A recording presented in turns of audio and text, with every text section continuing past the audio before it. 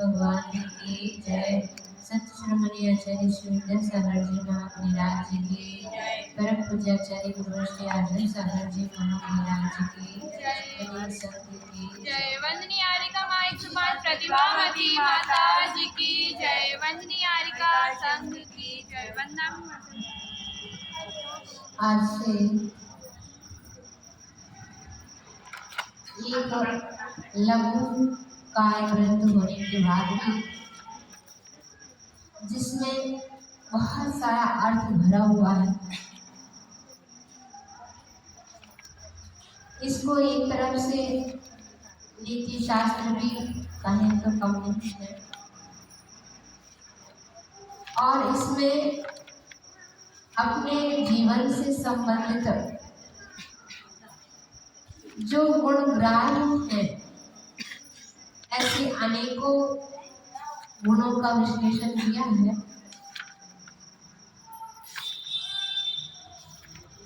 इसमें ऐसा मात्र मंगलाचरण को छोड़ करके और किसी भी श्लोक में आप ये नहीं जान सकते हैं कि ये एक जैन ग्रंथ है, क्योंकि इन्होंने प्रत्येक व्यक्ति के हिसाब से, प्रत्येक मनुष्यों के हिसाब से एक बोध रूप इन्होंने वर्णन किया है।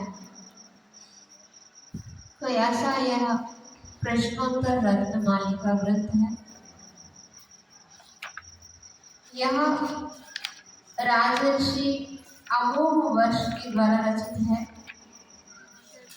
यह राजर्षि अमोघ वर्ष मान्यकेट के राजा जगत्तुंग के पुत्र थे।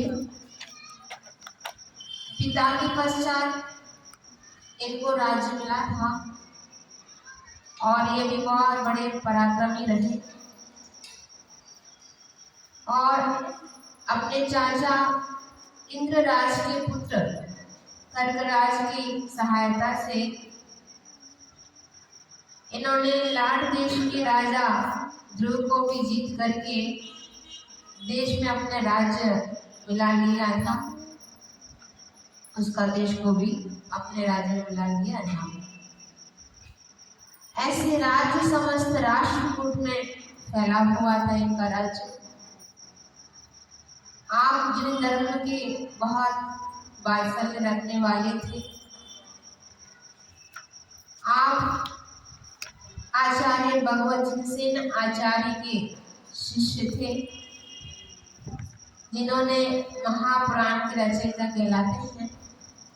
ऐसे जिनसेन आचार्य महाराज के ये शिष्य थे,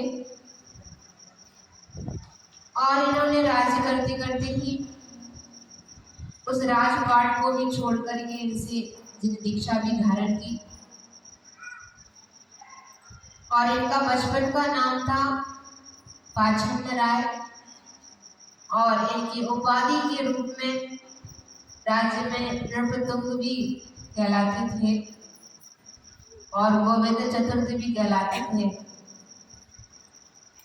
अकाल वर्ष इनका पुत्र था।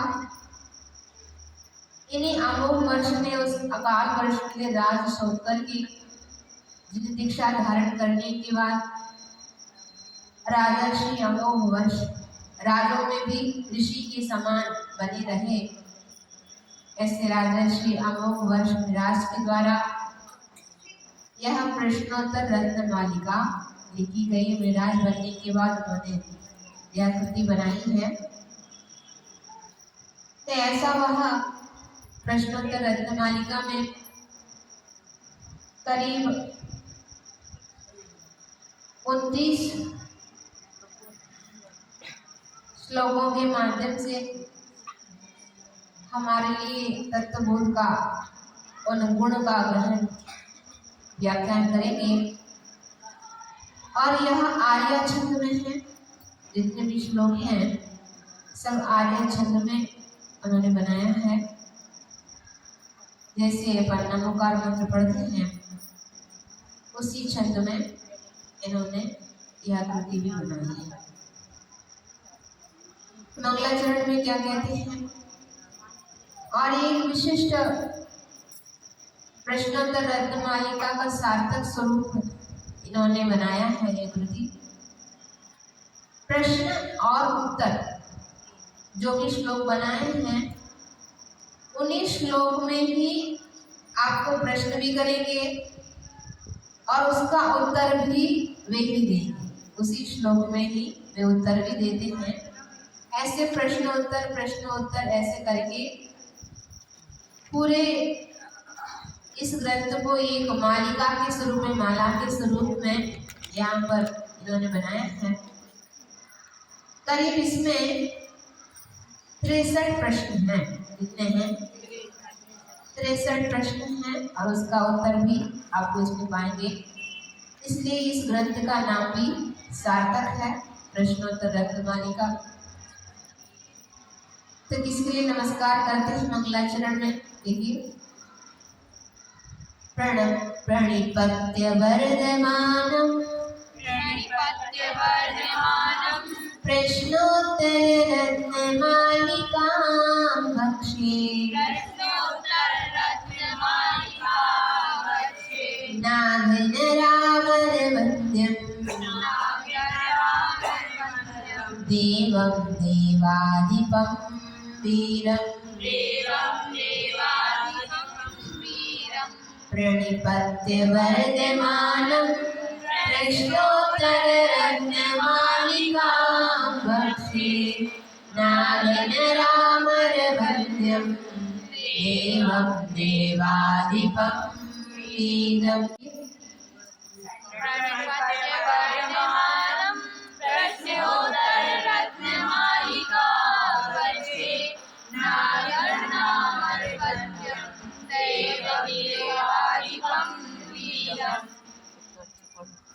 हाँ, बहुत बढ़िया पढ़ा। यह ग्रंथ संस्कृत में है। नाम नरामर बंदी, नागेंद्र, नाग से लिया नागेंद्र, नरा मनुष्य और अमर मतलब देवों से, वंद्यम वंदनीय, देवम स्वयं देव स्वरूप है, देवाधिपम देवों के अधिपति, वीरम वीर, वर्धमानम वर्धमान भगवान को प्रणिपत्य नमस्कार करके प्रश्नोत्तर रत्नमालिका, इस प्रश्नोत्तर रत्नमालिका को बख्शे मतलब कहूंगा।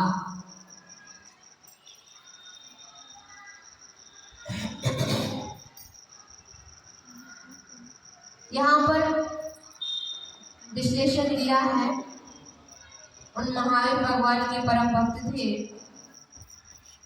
इसलिए वर्तमान शासन नायक भी कहलाते हैं। उन्होंने अपने वर्तमान भगवान को ही यहाँ पर 4 विशेषणों के माध्यम से नमस्कार किया है। पहला विश्लेषण है नाग नरामर, अर्थात एक अधोगति के इंद्र कहलाने वाला नागेंद्र। किसमें आते हैं नागेंद्र? अधोगत क्या बोला? नागेंद्र किसमें आते हैं? भवनवासिनो सुरनाग विद्युत सुवर्णाग्नि वातस्तनितोदलित कुमारा। हाँ, तो भवनवासियों के इंद्र के रूप में नागेंद्र को माना जाता है। तो ऐसे अधोगति के इंद्र के रूप में नागेंद्र को ले लिया और मध्य लोक के हिसाब से नरा मतलब मनुष्यों के इंद्र ले लिया और अमर से ऊपर रहने वाले हमारे देव, स्वर्ग के देवों को यहाँ पर अमर शब्द से ग्रहण किया है। ऐसे नागेंद्र से भी, मनुष्य से भी, देवों से भी वंदनीय हैं। कौन है वंदनीय? आप लोग कौन? भगवान। कौन से भगवान? महावीर भगवान का विश्लेषण चल रहा है। तो वे महावीर भगवान पहला विश्लेषण के लिए विशेषण दिया कि आप तीन लोग के नाथ स्वरूप, तीनों इंद्रों के द्वारा आप वंदनीय हैं। और दूसरा विशेषण दिया है आप देव थे, अर्थात आप दिव्य पुरुष भी थे।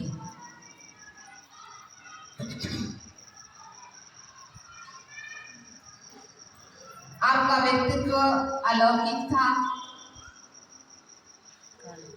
और उनकी सोच और पराक्रम, वीरता, शूरवीरता, उनका शरीर और उनका गुण सब अन्य मनुष्यों के से हटकर के था। मतलब सामान्य मनुष्यों में जो होता है वैसा आपके अंदर नहीं था, इसलिए आप दिव्य पुरुष के माध्यम से जाने जाते थे।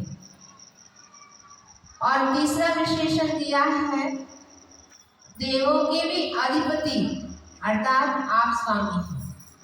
एक तो आप परम दिव्य पुरुष थे ही, और साथ साथ में जो देव कहलाने वाले हैं ऐसे देवादि देव हैं आप। देव लोग भी जिनके चरणों में नतमस्तक हो जाते हैं, जिनके लिए वंदन करते हैं, ऐसे आप देवादि देव हैं, देवों के भी अधिपति हैं, स्वामी हैं। यह सर्ववंदित होने के कारण इनका वीर विशेषण भी दिया है। और 5 नामों में से भी एक वीर नाम तो है ही इनका,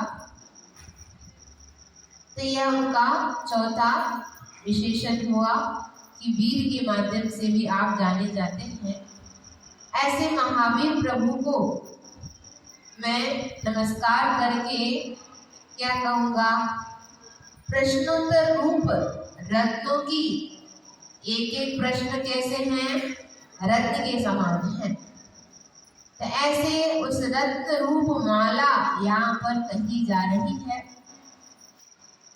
उस रत्नों की माला शरीर को शोभायमान करती है। अगर उन गुणों को, उन प्रश्नों को समझ करके उन गुणों को अगर अपने जीवन में ला दें तो अपना जीवन भी शोभायमान हो जाए।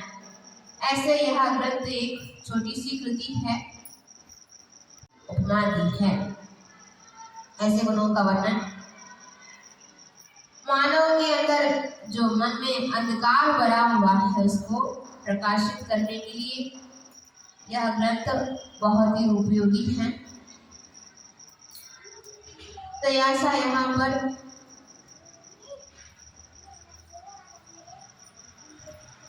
कई लोगों के लिए ऐसे सामान्य से पढ़ाने की अपेक्षा प्रश्नोत्तरी शैली कई लोगों को बहुत प्रिय होती है।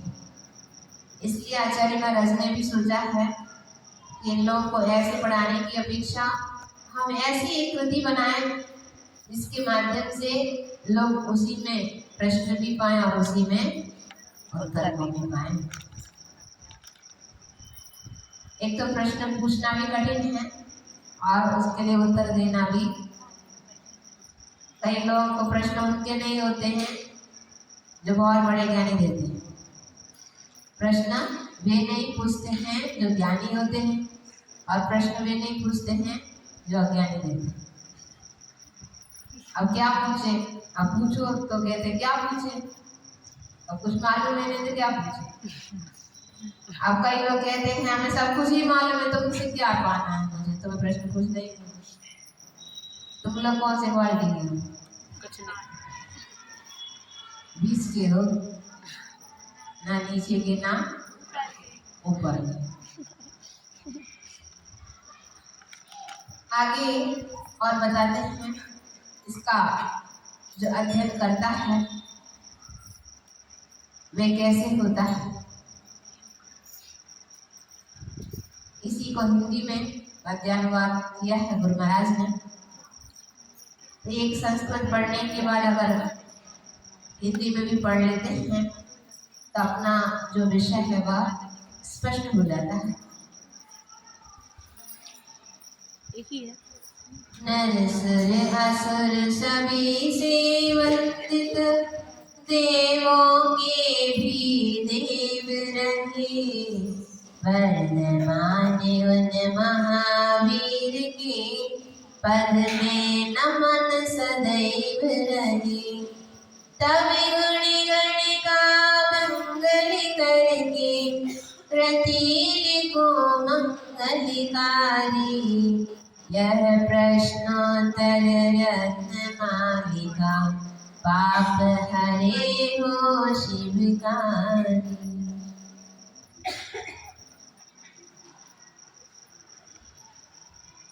अब कहते हैं कौन इससे विभूषित होता है। कहे खलु नालम क्रियते, दृष्टा दृष्टार्थ साधन पठियान। कंठस्थितया विमल, प्रश्नोत्तर रत्नमालिकया।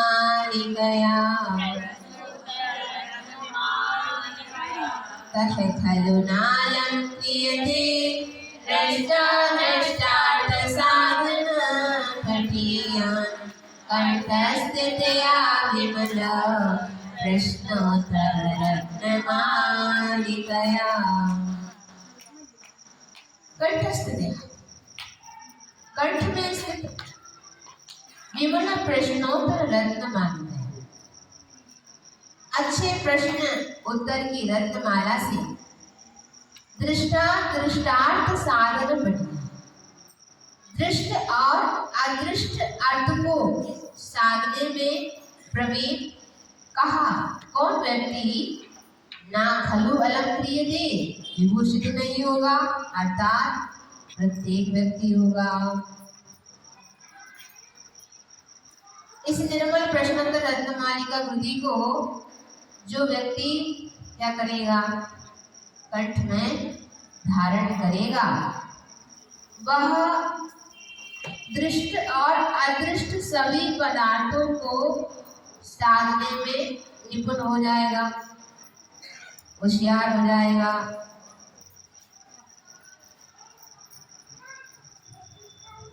यहाँ पर कंठ में धारण करना मतलब तुम पेपर में लिख लो और उसको धागा में बांध लो और टांग लो गले में। क्या करना है? नहीं तो लोग यही सोचेंगे कंठ में धारण करना तो क्या करना है, माला पहननी है क्या और उसको पहन लेंगे। ऐसा नहीं कहा जा रहा।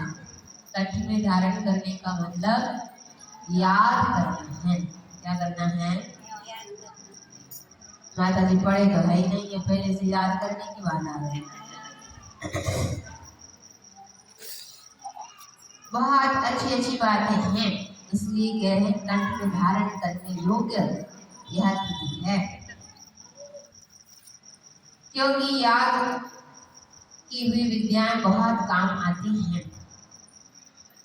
किताब में कापी में लिखी हुई भले भूल जाओ, लेकिन अगर याद हो जाएगा तो किसी भी अवस्था में तुम्हारे लिए वे काम आते हैं। कहीं जा रहे हो, ट्रेन में जा रहे हो, कहीं गाड़ी में जा रहे हो, तो भी तुम अपना स्वाध्याय कर सकते हो। और संलेखना के समय भी, या और किसी को मुझे स्वाध्याय कराना है, वे कहते हमारे लिए स्वाध्याय करा दो, तो क्या करोगे? स्वयं के लिए तो आना चाहिए, तब तो दूसरों के लिए स्वाध्याय कराएंगे। तो उस समय भी ये सब चीजें काम में आती हैं, विद्याएं। इसलिए कंठपाठ प्रतियोगिता रखी गई है और उसमें याद करना है। कौन कौन याद कर रहे? कई लोग तो याद कर चुके हैं और कई लोग कर रहे हैं। और कौन कौन कर रहे हैं अब बाद में पता चलेगा जब लिफ्ट में। सोने में मिलने हैं, हाँ, सोने चांदी में। इसलिए अब इसे भी प्रारंभ कर लोगे तो भी अभी टाइम है 15-20 दिन, तब तक आराम से और भी कर सकते हैं। ऐसे इसलिए यहाँ पर कहा है कंठ में धारण करने वाला दृष्ट और अदृष्ट पदार्थों को जानने में भी सामर्थ्य हो जाता है। जो दिखाई देने वाले अदृष्ट अर्थात दिखाई ना देने वाले, दृष्ट का अर्थ क्या दिया, जो दिखाई देते हैं, और अदृष्ट मतलब जो दिखाई नहीं देते। ऐसे सभी पदार्थों को जानने में वे निपुण हो जाते हैं। दिखाई देने वाले पदार्थ में गुरु है, दान है, संगति है, धैर्य है, उनका चारित्र है, ये सब दिखाई देते हैं। और जो अदृष्ट पदार्थ है जैसे आत्मा है, मोक्ष है, स्वर्ग है, सुख है, परलोक है, ये सब मात्र हम शब्द सुनते हैं पर अभी तक हमने कभी देखा नहीं।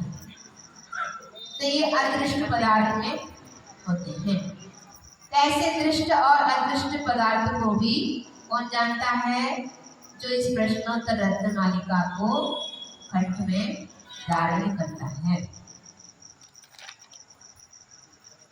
अभी प्रश्न चालू नहीं हुए, अभी तो भूमिका बना रहे हैं जिससे तुम्हारे अंदर उत्सुकता आ जाए। जैसे एडवर्टाइजमेंट नहीं करते आजकल, पहले भेजना हो, पहले उसकी महिमा बताओ भैया क्या क्या है, कब तक चलेगी, उसकी महिमा बताओ, तब जाकर के लोगों के अंदर उसकी करीब की भाव होती है, आप करीब ले लिया।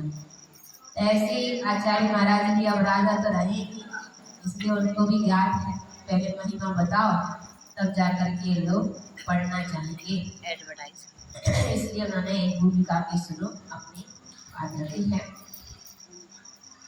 इसी को हिंदी में बताते हैं।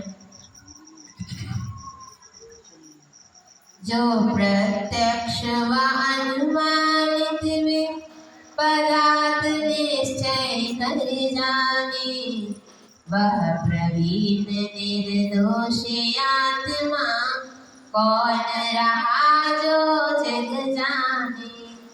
प्रश्नोत्तर यह रत्न मालिका क्या वर कंठ न धारेगा, गा गा कर जो हार बनाकर जग भर में यश पाएगा। हाँ, महाराज ने किया।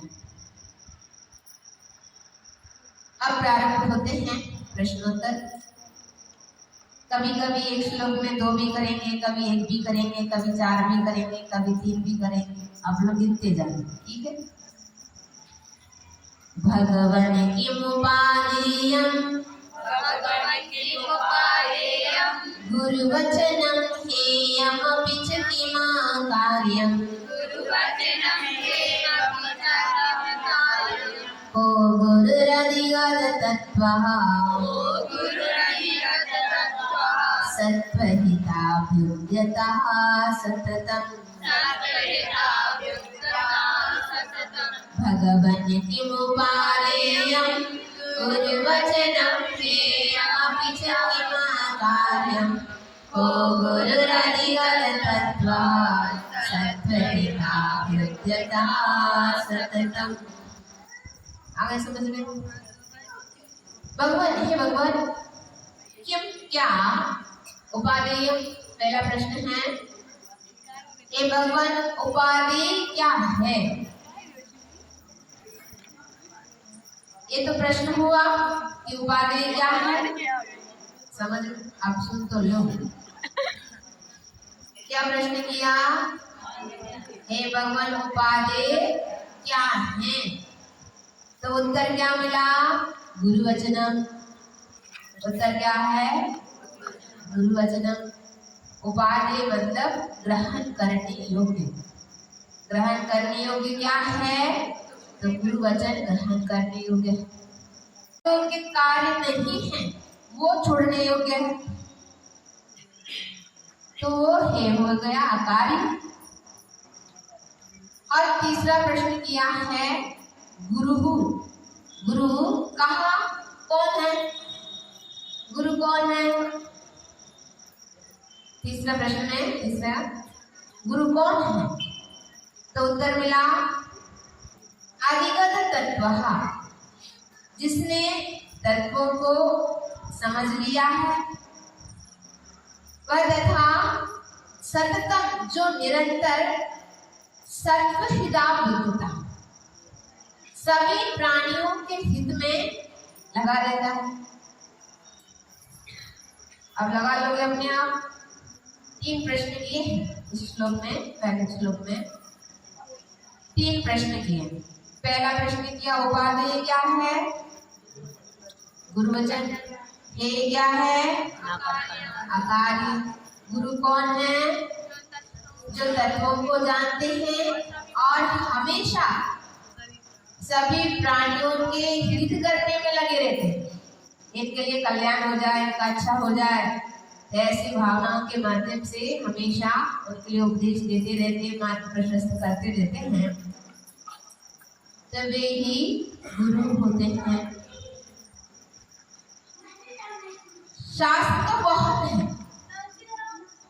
जो उपाधि कहा है वहां पर जिनवानी क्यों नहीं लिखा? जिनवानी लिख देते। उपाधि क्या है प्रश्न किया था, तो वहां पर ये कह देते जिनवानी क्यों नहीं कहा? शास्त्र तो बहुत है, ज्ञान का अपार नहीं। ऐसी स्थिति में गुरु वचन ही हमारे लिए शास्त्र है। अब वह शास्त्र भी कैसे आया? गुरु ना होते तो शास्त्र लिखता कौन, कहता कौन? तो कहा भी किसी ने, तो गुरु ने ही कहा ये शास्त्र, नहीं तो हमें ये भी ज्ञात नहीं था कि ये शास्त्र। और लिखा भी किसने? अगर गांधर परमेष्टि ना होते तो आज हमारे सामने ये शास्त्र उपलब्ध ना होते। ये पुष्पदत्त, भूतबली, दर्शनाचार्य, कितने आचार्यों के माध्यम से आज हमारे लिए ये शास्त्र पढ़ने के लिए उपलब्ध हो रहे हैं। एक आचार्य का हाथ नहीं, इसमें कई आचार्यों के हाथों के माध्यम से आज हमारे लिए उपलब्ध है। इसलिए उन्होंने कहा गुरु वचनों को सुनो, जिसके माध्यम से तुम्हारे मन में विशुद्धि बढ़ती है, पवित्रता आती है। तो ऐसे गुरु वचन बहुत कुछ काम कर जाते हैं। जो भगवान नहीं कह सकते, जो शास्त्र तुम्हारे लिए अंदर तक नहीं पहुंचा सकता, वो है काम गुरु कर देते हैं। क्योंकि भगवान तो मौन रहते हैं, तुम कुछ भी बोल दो, भगवान क्या बोलेगा? बेटा नहीं करना, कहेंगे क्या? वे कुछ नहीं कहते हैं। अब तुम कह रहे हो भगवान से लेके आ गए, तो भगवान से लेके जाए, भगवान ने बोला है क्या? ठीक है कल ही, और उन्होंने तो कुछ नहीं बोला।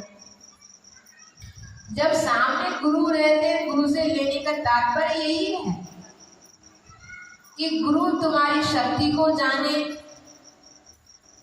और तुम्हारे लिए मार्ग और अच्छे ढंग से प्रशस्त कराने के लिए तुम्हारे लिए गुरु के वचन मिलते हैं। और गुरु मानोगे तो गुरु वचन मिलेंगे, अगर नहीं मानो तो भगवान जाओ भगवान के पास। इसलिए प्रत्येक नियम संयम गुरु से लेने के लिए कहा है, क्योंकि तुम्हारी शक्ति को जानेंगे और धीरे धीरे एक एक सीढ़ी चढ़ने का उपाय बताएंगे। नहीं तो तुम चलान मारने लग जाओ, नीचे गिर जाओ, क्या मतलब रहेगा? इसलिए गुरु के वचन बहुत कीमती है, हर व्यक्ति से बोलते। ये भी बहुत बड़ी महिमा है। भव्य पुरुषों वहां पर सत्य में कहा है, उत्तम सत्य धर्म में, और मान लीजिए महाव्रत में एक सत्य धर्म है, सत्य महाव्रत है, उसमें ये कहा कि हर व्यक्ति से तुम्हें नहीं बोलना है। जो सज्जन पुरुष हैं सामने, उन सज्जन पुरुषों के हित के लिए ही तुम्हें अपने वचन निकालने, हर व्यक्ति से नहीं बोलना, क्योंकि तुम्हारे जो वचन है वो ग्रहण कर पाएगा कि नहीं कर पाएगा। कहीं छोड़ दे तो निरर्थक हो जाएगा तुम्हारे वचन। इसलिए हित में तो प्रिय वचन बोलने के लिए कहा है। एक तो सामने वाले के हित के लिए तुम्हारा उपदेश हो, तुम्हारे वचन हो, और साथ साथ में क्या हो, मित भी हो। ज्यादा नहीं बोलना है, नहीं तो ज्यादा बोलने से फिर काम बिगड़ जाता है। इसलिए मित भी बोलना है और प्रिय भी बोलना है। कठोर भी ना लगे, दोबारा आए ही ना, तो प्रिय भी बोलना है, उनको मार्ग पर लगाना है। तो ऐसे गुरुओं के वचन हुआ करते हैं। इसलिए गुरुओं के वचन क्या हैं? उपादेय हैं हमारे लिए। और हे में निंदनीय कार्य जो भी है, सप्त व्यसन है, असभ्यता है, उद्दंडता है, और बड़ों का अपमान करना है। कई कार्य हैं जो हमारे लिए करने योग्य नहीं है। किसी के लिए भी हंसी मजाक उड़ाने लग जाओ, है ना, नशा करने लग जाओ, जुआ खेलने लग जाओ, खाते हुए बोलने लग जाओ, ये भी एक असभ्यता है। तो ये सब चीजें क्या है? पंचपाप। दूसरों की बुराई करना, ये सब ज्यादा करते रहते हैं। इसलिए ये सब छोड़ने योग्य कार्य में उन्होंने एक ही शब्द के माध्यम से कितना सारा सार वर्णित कर दिया। अकार्य जो करने योग्य कार्य नहीं है उसको तुम्हें छोड़ना है। अब इसमें बहुत सारी चीजें आ गई। और गुरु कौन है? जो हमेशा प्राणियों के हित में लगे रहते हैं, तत्पर रहते हैं, और संपूर्ण तत्वों के ज्ञाता भी होते हैं। तभी भी हर व्यक्ति गुरु भी नहीं बन सकते हैं, है ना। गुरु भी बनने लायक भव्य आत्माएं बहुत उत्कृष्ट होती हैं, जो स्वयं ज्ञान पाते हैं और उसके बाद दूसरों को लिए देते हैं। स्वयं मार्ग पर चलेंगे तभी तो दूसरों को मार्ग पर चलाएंगे, नहीं तो कैसे चला पाएंगे। इसलिए ऐसे बहुत उत्कृष्ट हमारे गुरु होते हैं। आप लोग भी देखते रहते हैं, गुरु हमेशा क्या करते रहते, स्वयं पढ़ते रहते हैं और दूसरों को पढ़ाने में तत्पर लगे रहते हैं। ऐसे हमारे गुरु होते हैं।